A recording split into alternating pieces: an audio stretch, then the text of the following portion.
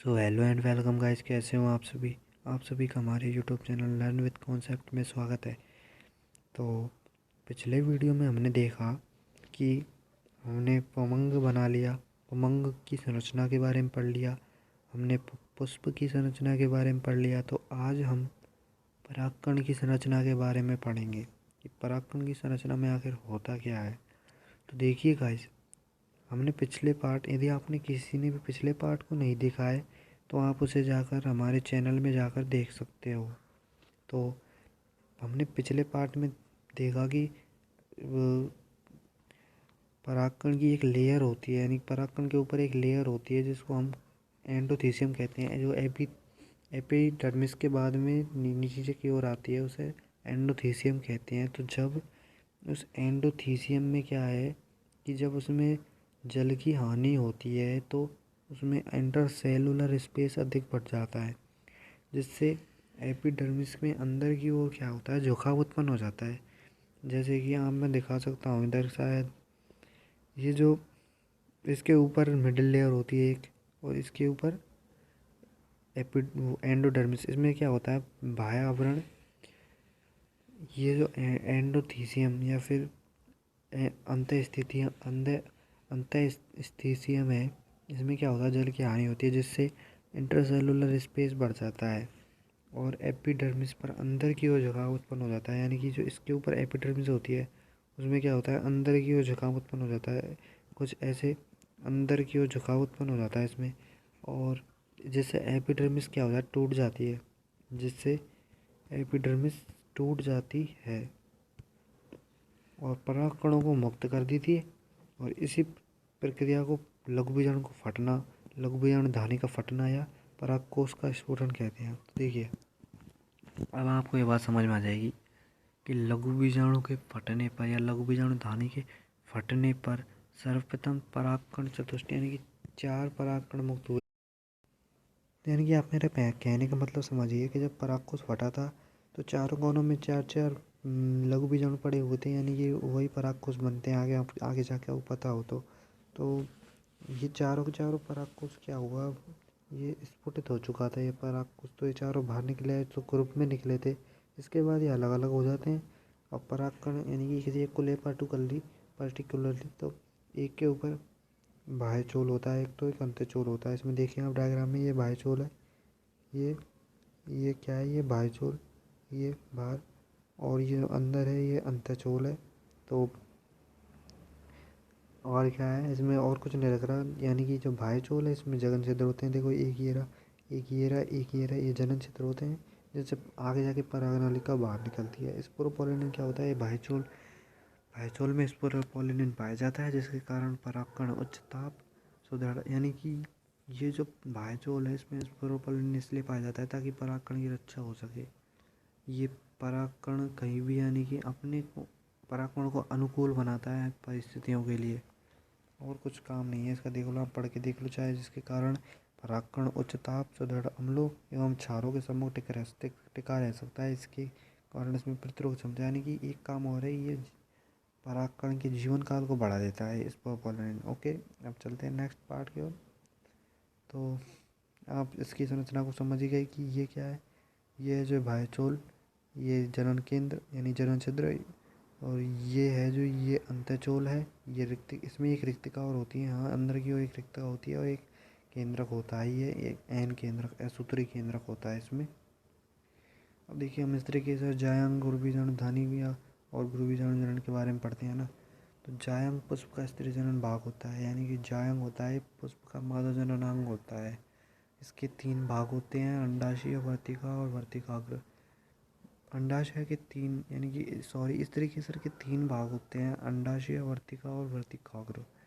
प्रत्येक जायांग में एक या एक से अधिक अंडक पाए जाते हैं, यानी कि प्रत्येक जायांग में एक या एक से अधिक अंडक पाए जाते हैं। यानी कि देखिए, ये जो अंडाशय यानी कि संख्या के आधार पर, अंडाशय की संख्या के आधार पर भी 2 प्रकार के हैं।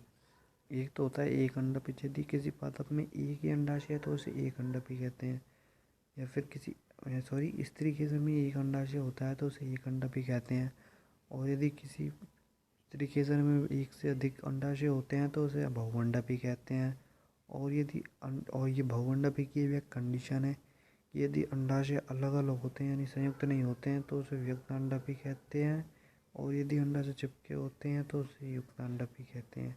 यदि अलग अलग है तो उन्हें वियुक्त अंडाभि, वियुक्त वियुक्त यानी कि वी यानी नहीं और युक्त यानी जुड़े हुए यानी कि वियुक्त अंडाभि, और यदि युक्त अंडाभि हैं तो अंडाशय चिपके हुए हैं। ओके, देखिए डायग्राम में देखते हैं अपन। ये है जो ये किसका है, गुड़हल का गुड़हल का एक जायांग है। इसमें ऊपर देखिए ये तो होता है वर्तिकाग्र जिस पर परागकण आके चिपकता है ना। ये वर्तिका होती है जो इसको अंडाशय से जोड़े रखती है, और ये अंडाशय होता है। यदि अंडाशय की संख्या 1 है तो उसे कहते हैं अपन क्या, अंडाशय की संख्या 1 है तो एक अंडाभि, और यदि 1 से अधिक है, ये देखिए पाइपियर और माइचेलिया इसके उदाहरण है बहुअंडाभि के, क्योंकि इनमें 1 से अधिक अंडा यानी कि अंडाशय पाए जाते हैं। ओके, अब पढ़ते हैं नेक्स्ट। अब गुरु बीजाणु जनन क्या है। गुरु बीजाणु मात्र कोशिकाओं द्वारा अर्धसूत्री विभाजन करके अगुणित बीजाणु बनाने की प्रक्रिया को गुरु बीजाणु जनन कहते हैं। अब आपको पता होगा जब अपन ने गुरु बीजाणु मात्र कोशिकाओं का निर्माण कर चुका थी अपन पिछले पार्ट में। अब पार्ट मैं कह रहा हूँ आप पढ़ के देखिए पिछले पार्ट को, आपको सब समझ में आएगा। तो मात्र कोशिकाओं का निर्माण पिछली बार हो चुका था। तो अर्धसूत्र उनमें क्या होगा, अर्धसूत्र विभाजन करके अगुणित बीजाणु बनने की प्रक्रिया को गुरु बीजाणु जनन कहती है। और गुरु बीजाणु जनन में 4 गुरु बीजाणु बनते हैं जो एक रेखीय चतुष्ट के रूप में विन्यासित रहते हैं, यानी कि 4 बीजाणु बनते हैं। ऐसे देखिए 4 बीजाणु बनते हैं, 1 2 3 4, ये देखिए चतुष्ट के रूप में यानी विन्यासित रहते हैं। इनमें एक गुरु बीजाणु सक्रिय हो जाता है जो प्रपशु कोशिका का निर्माण कर देता है, यानी प्रपशु कोशिका बन जाता है, और ये इसे मादा युग्मक उद्भिद की प्रथम कोशिका कहते हैं ना। इससे केंद्रक पहले 2 केंद्रक बनते हैं, दोनों विपरीत ध्रुवों में चल जाते हैं, फिर इनसे 4 बनते हैं, और दोनों ध्रुवों में से एक केंद्रक बीच में आ जाता है। बीच में दोनों केंद्रकों के द्वितीयक यानी कि संलयन से द्वितीयक केंद्रक बनाते हैं। ये देखिए अब इसको डायग्राम के थ्रू समझना बहुत ही आसान होगा। देखिए होगा क्या, ये 2 क्या हैं, ये 2 हैं यानी कि गुरु बीजाणु जनन कोशिकाएं ही है। इनमें होगा पहले ये एन कोशिकाएं, यहाँ पे ध्यान रखिए ये अगुणित कोशिकाएं, ये दोनों कौन सी अगुणित कोशिकाएं, ये दोनों अगुणित कोशिकाएं। और इन्होंने फिर समसूत्री विभाजन किया तो ये 2 कोशिकाएं और बन गई। फिर इन दोनों में समसूत्री हुआ तो ये 4 कोशिकाओं में बदल गई, ऊपर 4 नीचे 4 है ना। 1 से 2 तो 2 से 4, ऊपर 4 नीचे 4। ऊपर वाली चारों में से एक कोशिका नीचे, और नीचे वाली चारों में से एक कोशिका यानी बीच में, यानी कि आप समझिए ये 4 थी तो चारों में से एक कोशिका इधर आ गई, और इन चारों में से एक कोशिका इधर आ गई है ना। तो इनमें से 2 कोशिकाओं ने मिलकर क्या बना लिया, 2 ध्रुवीय केंद्रक। और ये आगे जाके किस में बदलता है, भ्रूणपोष में। हम इसे आगे जाके पढ़ेंगे है ना। ये भ्रूणपोष में बदलता है, और अंड कोशिका से जब निषेचित हो जाता है वो क्या हो परागकण, तो वो बदल जाता है किसमें, बीज में। उसको हम आगे पढ़ेंगे है ना। तो ये सहायक सेल्स होती हैं बगल में 2, ये तीन कोशिकाएं थी, एक तो इधर जम गई, एक बीच में रह गई और एक इधर आ गई। 2 बगल वाली तो सहायक सेल, बीच वाली अंड सेल होती है ना। और नीचे निभाग की ओर होती है, इसे प्रतिव्यासांत सेल कहते हैं। निभाग की ओर प्रतिव्यासांत और बीजांड द्वार की ओर क्या, अंड सेल और सहायक सेल होती हैं। अब हम आगे बढ़ते हैं। हाँ, इनको और समझ लीजिए। गुरु बीजाणु चतुष्क के रूप में आई थी ना वो, और वो चतुष्क के रूप में आई थी जो उनमें से एक कोशिका सक्रिय थी, जिनने 2 वो बना दी कोशिका असूत्री विभाजन करके। ये हुआ था, और क्या हुआ था। अब आगे बढ़ते हैं। अब भ्रूणकोश क्या है, यह एक अंडाकार बहुकोशिकीय संरचना है। यह बीजांडकाय में धसी होती है। भ्रूणकोश एक पतली पैक्टिन और सेलुलोज की झिल्ली से ढका होता है। भ्रूणकोश के अंदर 7 कोशिकाएं पाई जाती है, एक द्विगुणित मध्य में 3 बीजांड द्वार की और एक अंड कोशिका, 2 सहायक कोशिकाएं और 3 निभाग की तरफ होती हैं। उन्हें प्रतिव्यासांतक सेल कहते हैं। इस प्रकार भ्रूणकोश में 8 केंद्रक व 7 कोशिकाएं होती हैं। इसमें देखिए इस डायग्राम का ही उलटफेर है सब कुछ। ये देखिए 2 कोशिकाएं तो कौन सी ध्रुवीय कोशिकाएं उसमें दिख रहा है, देखो इसमें 2 कोशिकाएं, 2 तो ये देखिए कहाँ है वो, ये देखिए 2 द्विगुणित मध्य में 3 बीजांड द्वार की ओर, ये देखिए 3 तो बीजांड द्वार की ओर है, ये ऊपर तो बीजांड द्वार की ओर हैं, 2 सहायक कोशिकाएं, 1 अंड कोशिका। ये देखिए 3 बीजांड द्वार की होती हैं, 1 तो अंड कोशिका होती है जिनमें से, और 2 सहायक कोशिकाएं होती है। 3 निभाग की तरफ, ये देखिए ये 3 निभाग की तरफ होती हैं, ये देखिए ये 1 2 3 है ना।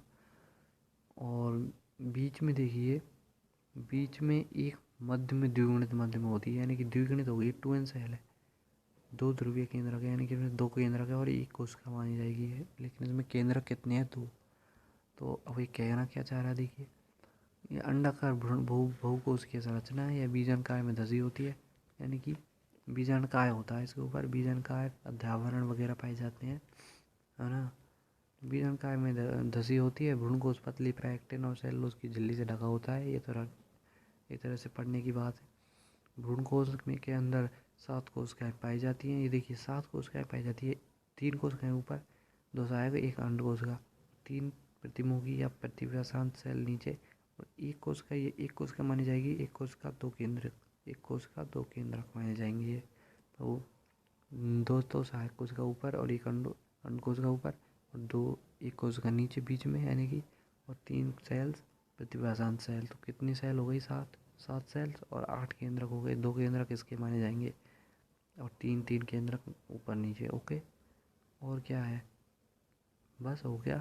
तो बस गाइस आज के लिए बस इतना ही, आगे मिलेंगे नेक्स्ट वीडियो में। अगर आपको वीडियो अच्छी लगी तो प्लीज़ लाइक करें, कमेंट में बताएं कि कैसी लगी, और चैनल को सब्सक्राइब करना ना भूलें। Thank you.